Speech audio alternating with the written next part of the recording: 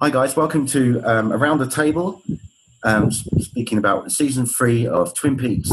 I mean, well, I think they're all good, but all the parts really. But this seems to be a favourite as well amongst people, and two men in particular that are joining me now. I love part 15, so we're going to delve into it. I'd like to introduce them both to you. First of all, we've got Mark from Scotland. How are you, Mark? Yeah, fine, Frank. Thanks for having me on again. And we got Chris from all the way from Sydney, Australia. How are you? I'm well, Frank. Thanks for asking me on. It's a pleasure. You're very welcome. And Chris, by the way, it has a page on Facebook you may want to check out, which is called The Cult of Chad, and it's all things Deputy Chad and craziness on there. So have a look at that on Facebook if you get a chance. Because I think you might get a good kick out of it. It's all done in good humour, and John Chad himself even posts on there, so he likes it. So yeah, The Cult of Chad. Part 15, guys. But it's an emotional roller coaster. That's the only way I could put it with this episode. There's so much happening. We start off with Nadine marching, down the road carrying her gold shovel across her shoulder. She's on a mission, and very determined. Yeah. She arrives at Big Ed's gas farm, and Ed comes out and says, "What the hell are you doing here? Where's your car?" "Well, I walked." He's looking at her as if, "Are you sure?" Anyway, she becomes all confessional and starts, says, "Dr. Ramp opened my eyes. I've made you suffer for too many years. I want you and Norma to be happy. I'm letting you go." She basically says that, "You are free, Ed." So nice. It was a moment. So shoveling our way out of the shit. So she said, "I've shoveled my way out the shit, literally." Yeah. Shit. When I watched the episode with my daughter, 8:00, 9:00 at night, we had the lights off and coffee and everything else, and we were right into that. And when part 15 opened up with Nadine bounding down that highway with that shovel, with that determined look on her face and big beaming smile. Yeah. I turned to my daughter and I said, "I wonder who's going to be wearing that shovel in about 5 minutes." and like all things Twin Peaks, The Return, it just flipped it on its head and showed you the opposite of what you would expect. Exactly. Just a great scene. So beautiful. It was. So immediately, it's not like there's a gap between the scenes. That she walks up, marches off again, and says, "Look, go for it. I want you to be happy." Blah blah blah. I'm fine. Whatever. So Nadine leaves him. Ed's amazed by it all, but he turns up at the Double R, full of elation and he's got a swagger there. Yeah, he's free. And is going to impart the news to Norma. Unfortunately, there's a slight spanner in the works at this point because the guy comes in, doesn't he? Walter, the guy that wants to do this franchise with her. I hate Walter. So, and you see poor Ed just completely deflated. Yeah, he's built himself up, and he's just like and sits at the counter. "What do you want? Yeah. What can I get you?" You can see pop. Give me a cyanide pill. It's such an up and down. It's just a roller coaster scene because Ed's got this certain walk. I call it the Ed strut. He just struts. He's got this kind of not bow-legged, but just this very, very confident sort of roll forward. And when he came in, I think it was the greatest example I've ever seen of the Ed strut when he walked into that diner. Yeah. I mean, just to watch him deflate, it was just so great. Yeah, exactly. Come back up again. It was just just so. Luckily, it was turned around. Yeah. And you see him closing his eyes, if he's almost going into a meditation when he's sitting at the counter. Yeah. If like he's reaching this going to happen. I don't know, but But he's just really sort of old and weary, and this is Ed. We just one of the last disappointments you can take after a 50-year love affair, basically. Really. But you also notice, for the start of the episode, we see Mount Si. I was actually over there, and it's what the locals call it the Sleeping Indian, because if you look at the cliff, it's like a Sleeping Indian, Mount Si. It's like a Sleeping Indian. And also, just I bet you're a big Ed's Gas fan before you seen it. It's a great shot like outside, just behind that. And it's just absolutely amazing. I just love like Shelley at the end of the scene as well. Just when Norma comes in and they start kissing. Obviously Shelley's been aware of this for years as well, and just thought hopefully they've had a knock-on effect with her and Bobby at some point. Really, it's just lovely. Just when you see the clouds absolutely lifting. And it was a lovely moment like that with the music. There's just great editing the whole way through this episode. The editing's just absolutely immense the whole way through the episode, especially with the shots of the trees you constantly get, and just it flips for like the happiest scene until the darkest thing you could probably get in the next scene, which is you get the happiest Twin Peaks scene. That's the thing that links. They've always done that in Twin Peaks, haven't they? Yeah. They flip from lightness to dark. Light to dark, yeah. And there's so much yellow and warmth in all of those scenes. It's the first thing I noticed. And you can correct me if I'm wrong, guys. I mean, it's been a while since I sort of thought about the thing start to finish. But I think in terms of the Twin Peaks world, what is that? I think in terms of the Twin Peaks world and love, it's the first example of something going right, I think, in the whole of The Return. Because, we've seen Shirley and Bobby, they've separated. Outside of Janie sexually abusing Dougie at some point. I don't think we've seen love work. Becky and Stephen, we don't see love. Not in the pure romantic. Chad in his lunch. Chad in his lunch. So. Well, there's that. There's Chad and those, I don't know, people keep calling them Hungry Man dinners. I don't know what that means. Well, I mean, I can assume it means it's like a TV dinner or something, right? One of those things. That's what it's meant to be. Yeah. He's eaten two or three of them. Yeah, that's a love affair. Yeah, that's you got me. Yeah. Now, of course, as you both you were saying, like it's flipped from that elation, that lovely moment with those two looking up into a bright sky. Now we're into the darkness of the night. It's just gone from that extreme to that. And there's a car going along. We when we realise it's Mr. C driving, and where does he arrive? The bloody convenience store. Yeah. He found it, and he's greeted by a woodsman who guides him up the side stairs, and then they kind of like disappear, and start like transcending into like the woods, and then it dissolves into something else, like a room. They go into a room. It's the room we see in Fire Walk with Me with that wallpaper. Yeah, that place. With the machine for Fire Walk with Me, like the electrical machine. Yeah, the guy does the thing, light scope. Yeah. And then we see the jumping man briefly. When he activates that thing, the jumping man goes crazy like this. Yeah. But it's the same actor that played him in Fire Walk with Me. It's the same actor as well. Same actor, but it's just really okay. A couple of seconds. You barely get really a grasp of it, and then he's gone. Yeah. So something must. I don't know if that activates him or sends him crazy or what. I don't know what the significance. I also love that since part 8. Everybody was saying about the convenience store, but there is no above the convenience store. And then what did they do? They just got the stairs. And they had to disappear because there's no top room there. I finally understand what it means to live above the damn thing when it's only got one story. But what they mean within, diving in, I think. Be more like it. Yeah. Anyway, he meets up with another. He meets up with another woodsman, which is Christian Calloway. I'm sure you guys know him. Yeah, the bigger set guy. And he leads him up the staircase. And they start going through the woods again. It's the same sort of transition, which we'll see later on or we saw earlier. I can't remember where the hell we are. I think it was earlier where we saw the one-armed man leading Cooper there.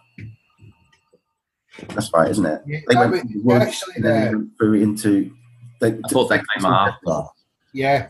Yeah, so it's a similar transition. But this time around, he comes to... Mr. C comes to this... like chalet, I suppose you call it. And if you notice, you notice the number of it is 8 on the apartment. Always comes into play a lot. It's actually the Hotel the Mike C Motel, just where Firewater Me was filmed, because I stayed there 2 weeks before that. I stayed in Teresa's Banks room, which is number 6, and that was number 8. So I was watching this live at 3 in the morning, Sky Atlantic, and absolutely lost my shit, basically. Like, at that time in the morning, you're dreaming, and then I stayed the night there 2 weeks before. I'm like, whoa! Oh, I know that place. Yeah. Yeah, and I was actually standing outside there having a beer at night as well at one point, you know what I mean? So it's a really spooky place, but it's a really probably looks nice inside, but then obviously they cut to somewhere else when they went inside. But yeah, so yeah, he goes through there and meets Philip. Well, whatever's left of Philip Jeffries in a steam kettle. Yep. Convenience store cryogenics. Maybe I think it is some kind of like, and that spouts just this exhaust pipe. Steampunk type cryogenics or something, you know. Totally lost in time. Yeah. And so he's determined to find out who Judy is. That Cooper's really like, you know, getting quite fired up about that, and you know, and it's interesting though when he sets eyes on Jeffries, Jeffries says, "Oh, it's you." Yeah, it's intriguing how it's like, you know, so you are Cooper or something like that later on when he's asking him, because he was at the Philadelphia offices and all that. Yeah, you know. But they get the year wrong because it says 1989, it was 1988, so you don't know if that's like Jeffries trying to sort of suss Mr. C out, but at that point, a lot of people are starting to think it was Cooper, Mr. C, which was also very spooky in itself, really. Because it goes back to that line that Bowie said, doesn't it? Who do you think that is there? Yeah. It points at Cooper. Yeah. Who's to say that isn't, you know, Doppel Cooper at that point? Yeah. That's right. We don't know. I'm leaning towards the fact that I think it is, rather than it isn't. You know. Yeah, at this point you think it is. Yeah. Yeah. I think it was. Yeah. In hindsight, you know. There's some very odd dialogue in the whole scene. In fact, every time you see Philip Jeffries, the oddness level, even by David Lynch standards, gets ramped up to 10. You know, just these sort of random phrases like "you called me" or "I told you," and things that don't really make any sense in context, and it's just so wonderful, you know. Frank, you and I were talking about this offline a while back. I don't mean to gush, but this entire sequence, from the moment we see the dark power lines all the way through to when Cooper comes back out of that Dutchman's area. I personally think I think it's the best thing Lynch has ever done. That sequence, it's probably my favourite sequence as well. Yeah, it was really well. Yeah, and it went back to classic kind of Lynch to me. If you know, I think so too. You know, there was something a little Lost Highway-ish about it in ways, but it's the sparse dialogue and things like that. Razorhead. Yeah. There's not a lot of dialogue in it, you know, and it was a blend. There was sound design elements as well. Yeah, it was there was a very industrial feel to the whole thing. When you hear like that metallic click in between times when Jeffries wasn't speaking, it do that thing. Yeah, really reminded me of that thing in the tank in Dune. Yeah. Yes, absolutely. Tank. It was making those funny like click noises in between. So, and we all know that he's been taking ideas from everything he's done and thrown it into the series. The aspects of all his earlier work. And I think there is a nod to Dune in that, I think, in some ways. Because it was Steve out that creature thing. It was making that kind of metallic clicks, sounds and weird noises. It just reminds me a bit of that machinery that Philip Jeffries is in. Yeah. So, just like Judy, like the 25-year mystery of Judy, and see the convenience store after 25 years as well for Firewater Me. That was just magical, really. Yeah, it was great that they got the man. How did they find the wallpaper design again? They must have had like really, really good on-set prints, pictures of that they took when they were building it, maybe, and they did it from that. Just that orange, really. Just absolutely mind blowing, really. It was great Good to see more of that world as well, because we never really did. You know, it's nice to explore something more like that. Because you know, it's funny, guys, that, you know, talking about Fire Walk with Me and this sequence. So, I mean, this sequence deals with themes directly from Fire Walk with Me.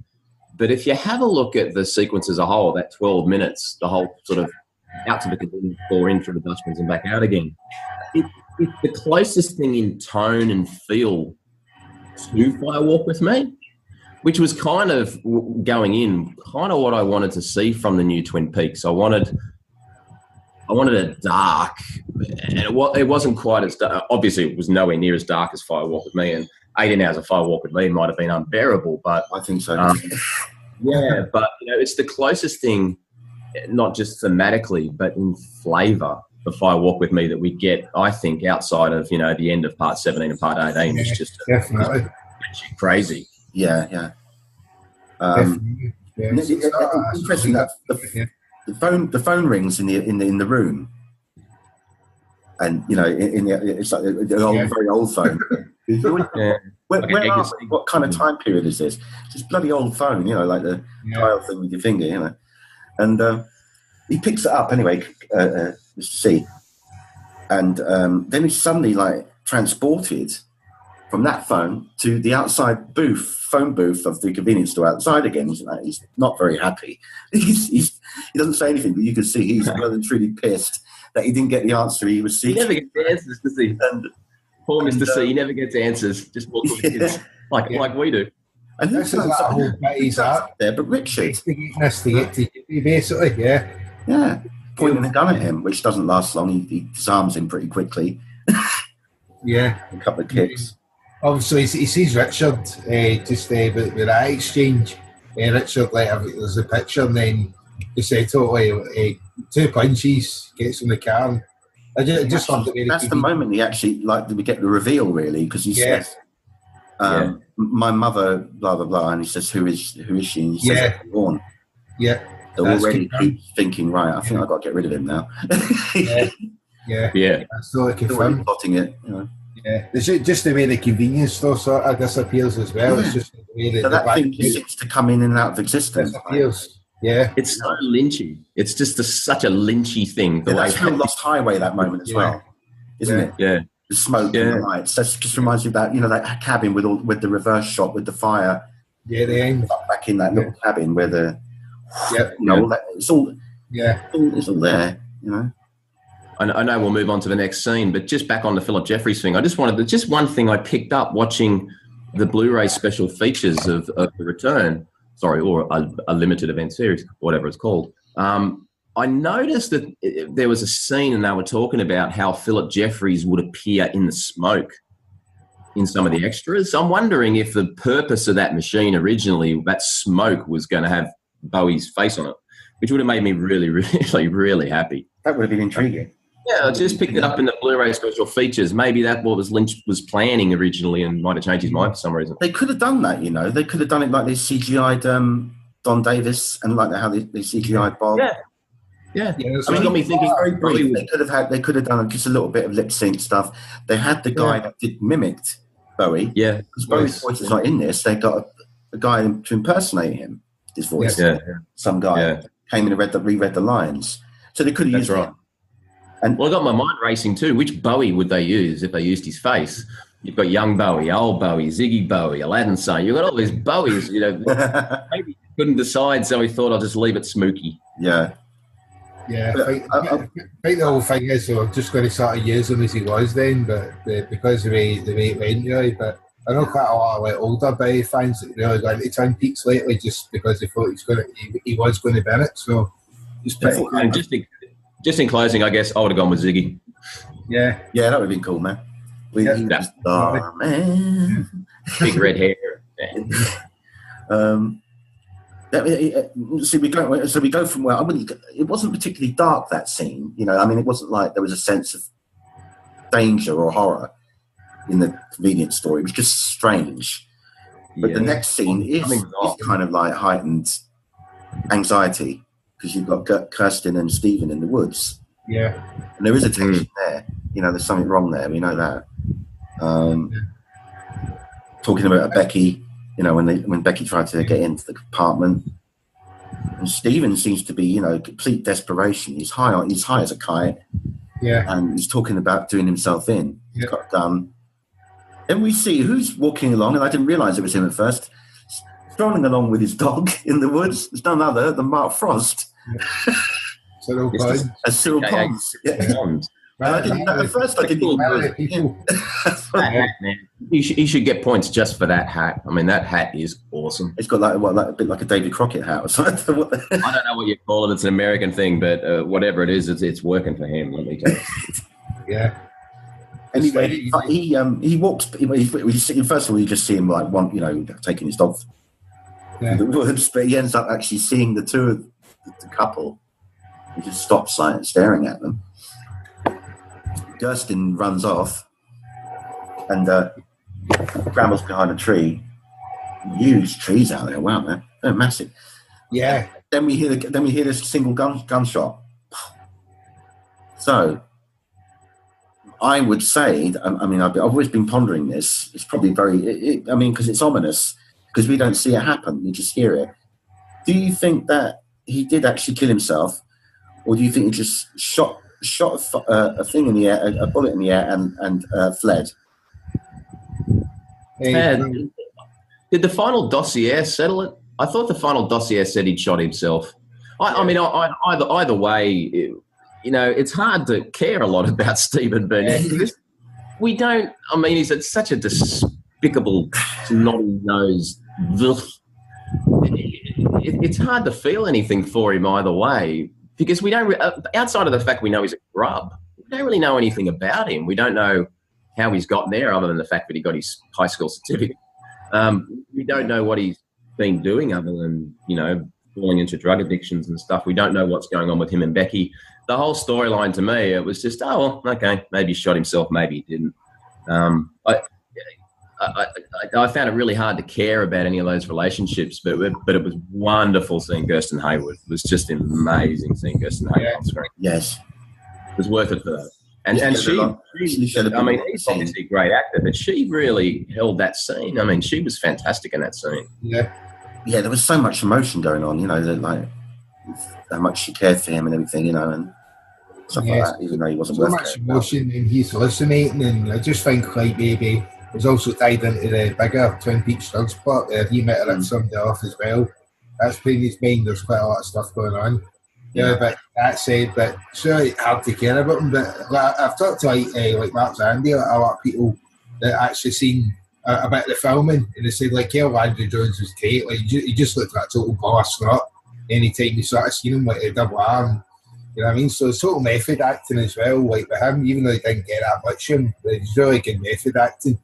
Just like the character really played him, but that's just really sad because I say like that's probably the person you want to see. That's probably Cyril Pons because he's probably old reporter. He knows exactly what to do in those situations. Yeah. Goes to Carol, just reports to Carol. Really, so but that's really sad because that's the last time you see Carol in the Factory Trailer Park. Really, it is. In the series, that was the last scene with him. Yeah, that was the last scene, Harry Dean. Yeah, it's the last scene, and that was really good. Like the way it ends, the sort of ominous score. Really, you know, something really that's happened.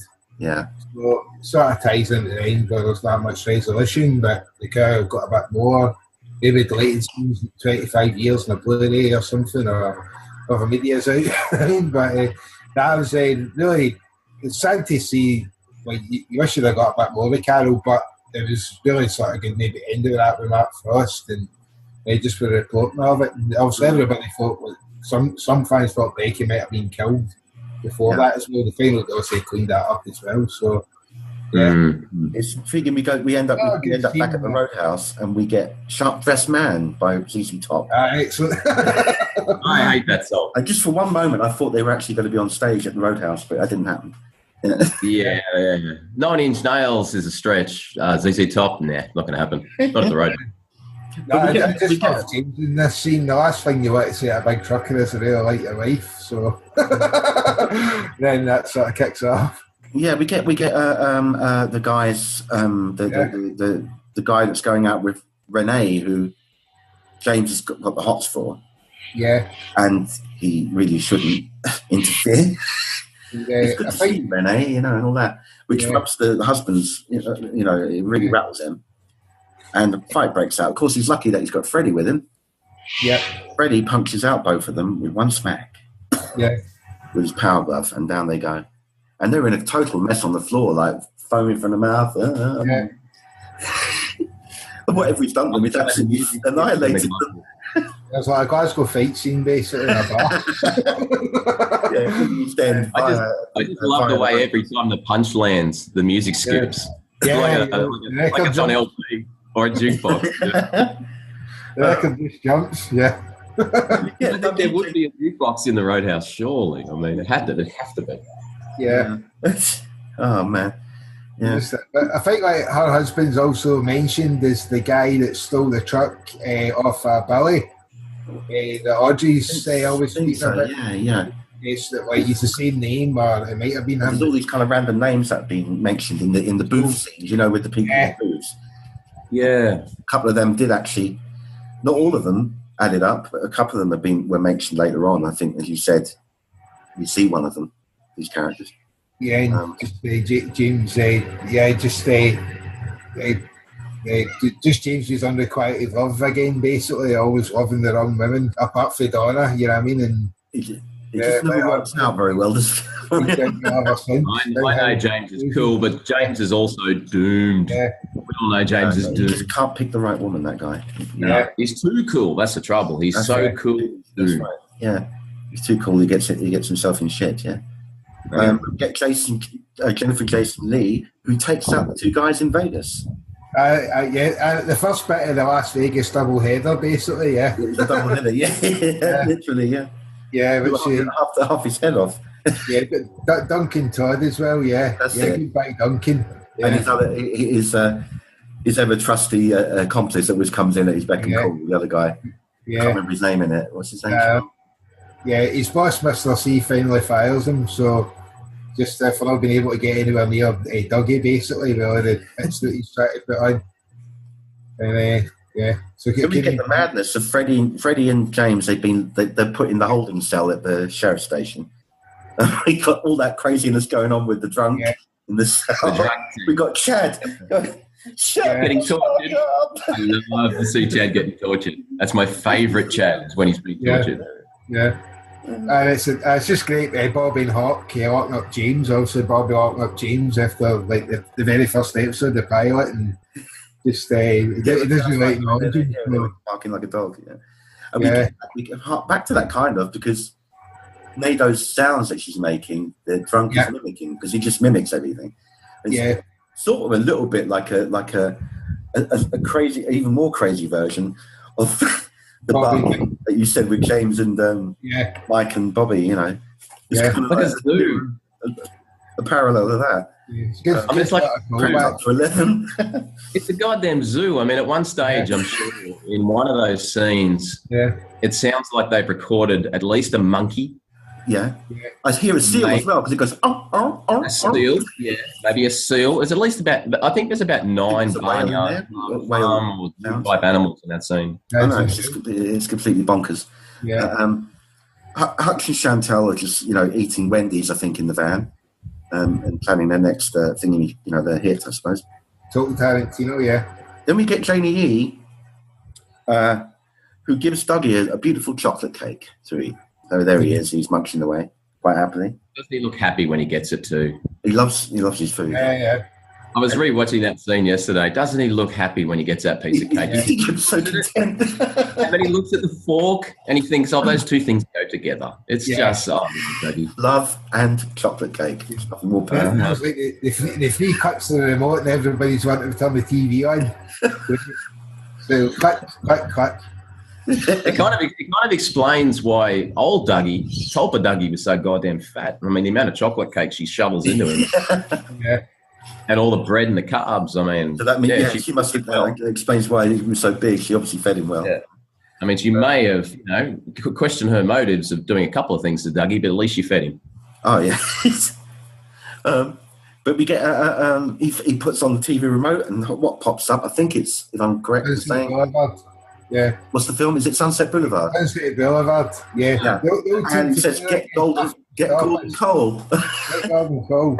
And suddenly a light bulb pops big time with Buggy, and he's still got that fork, and he's going up to the electrical socket. I'm thinking, fucking hell, man, you're playing with fire here, literally. And he sticks the bloody thing in, the whole thing just goes out.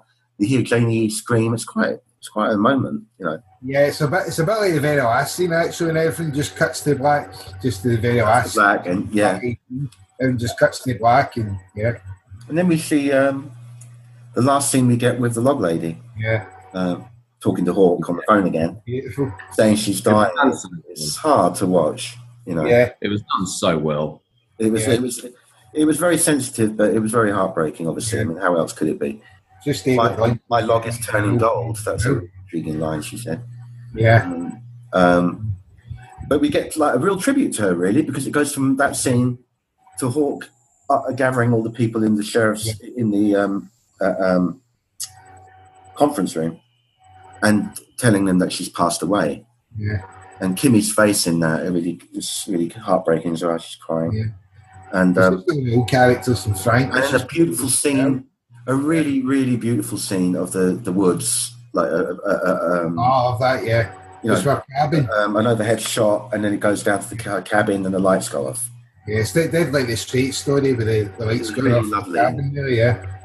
So that's sadly Catherine. You know, we talked for a long time about Catherine, and we will. I have done throughout a lot of these episodes, but we really haven't got the time now.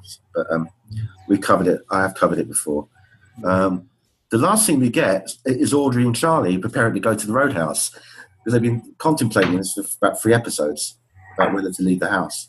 Seems to be a real problem to get outside that door. It seems like she's trapped in some other dimension to me.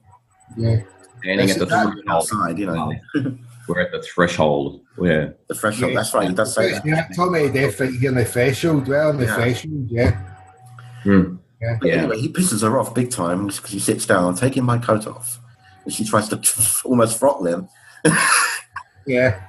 But then they do end up. Well, no, they don't. That's the next one actually.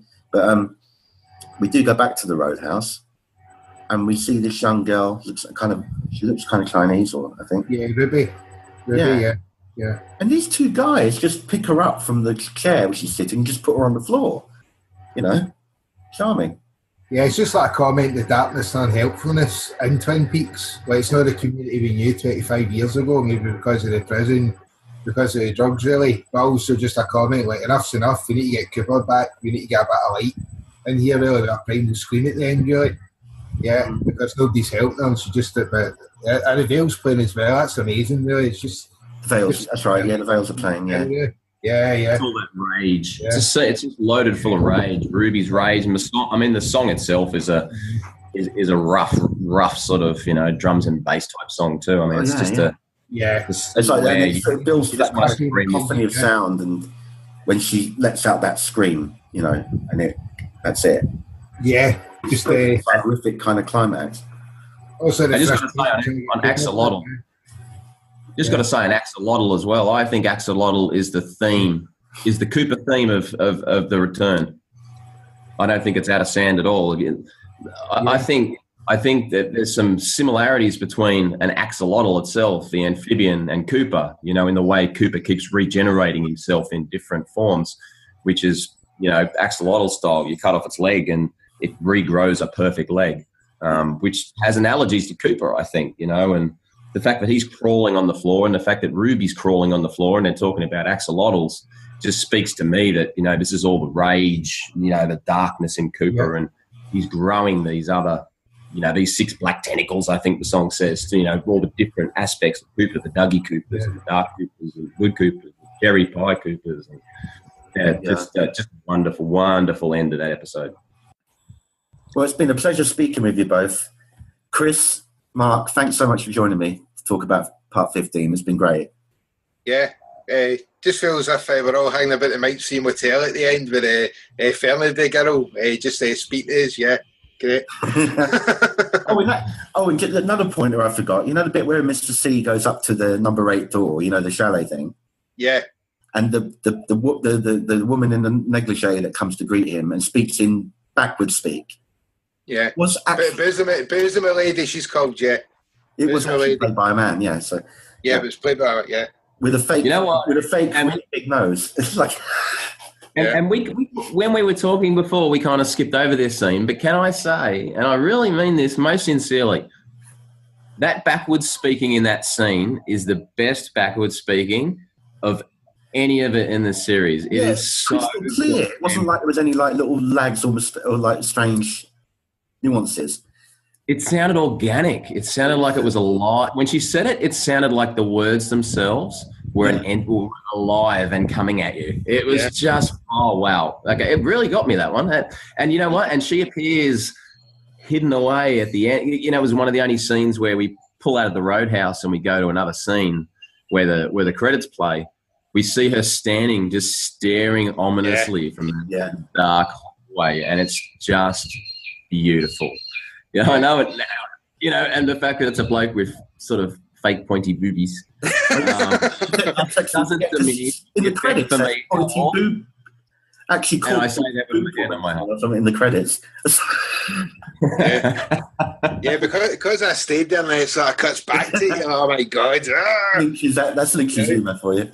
Yeah. Well, when he picked the male actor, I call her pointy boob woman. Yeah. Well, you know, he should have picked a male actor with an androgynous name. Yeah. You know, like I don't know. I've just gone blank. Exactly. Boozer my lady. Basama, main female sounding name, Frankie, Terry. Basama my lady or something. Yeah. Or something like that. I don't know, but yeah. Frankie said. It was just a perfect ending, really. Yeah. So, just got back to the convenience store. Excellent. Oh, yeah, that's right. Yeah, we just get the view of the convenience store with the credits over it. I thought that was quite nice. Yeah. Amazing. So anyway, guys, it's been brilliant. We'll be back. Yeah, thanks, Frank. Excellent. Some more. Great chat, Chris. Some more. Great to talk about my favourite Twin Peaks part. Excellent. Yeah. Great talking Twin Peaks, these lads. Excellent. Okay. So, good seeing you in the flesh, Chris. Keep up the cult. Cult of Chad. The cult Keep will live. Chad. Yeah. Cult will live. Check out the Cult of Chad. You won't be disappointed. No, definitely. Hey, let's say. All right, guys. Thanks very much for listening, guys, as well. Until next time, take care and goodbye. Goodbye. Goodbye.